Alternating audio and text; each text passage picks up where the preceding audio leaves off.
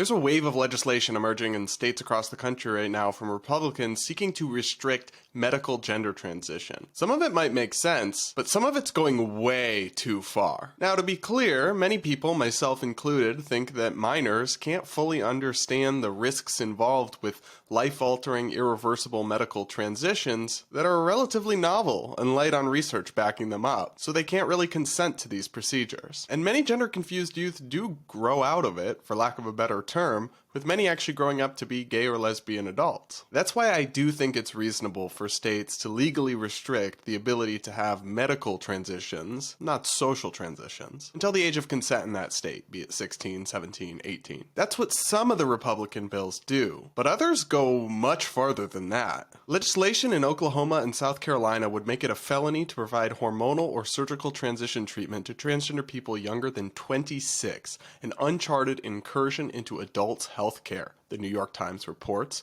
Other bills in both states and in Kansas and Mississippi would ban such care up to age 21. Now, these proposals are outrageous, especially coming from conservative Republicans who claim to care about individual liberty and limited government. An 18-year-old, let alone a 26-year-old, is a legal adult who pays taxes, who can vote on the future of this country, and who can even go to war. The idea that the government has the right to tell them what they can or can't do with their own bodies is insane. Even if you personally think it's wrong to transition, well, guess what, Republicans? Freedom also has to include the freedom of other people to do things that you don't like or agree with, as long as they're not hurting anybody else. Legislation that extends to restricting adults is no longer about protecting the kids who can't understand or consent. At that point, you're taking a page out of the left's playbook and trying to use the full force of government to force people to live how you think they should. But guess what? If you don't want the government involved in your healthcare, you can't go and pass laws dictating to other adults their healthcare decisions. It's called consistency,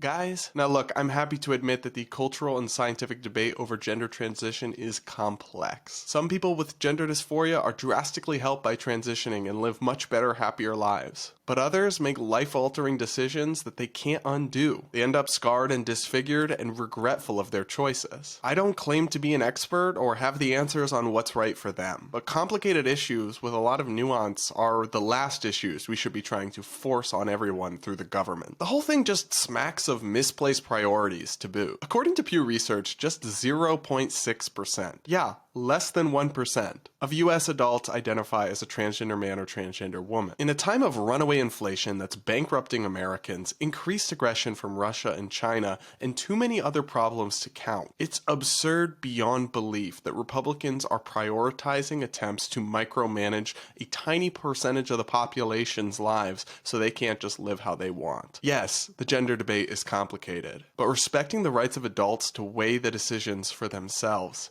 isn't. At least, not if you actually believe a damn word you say about freedom and limited government. Alright guys, that's it for today. Hit that like button. Consider subscribing if you're new here. I'm a libertarian conservative content creator and YouTuber. And with that, I will see you all in my next video.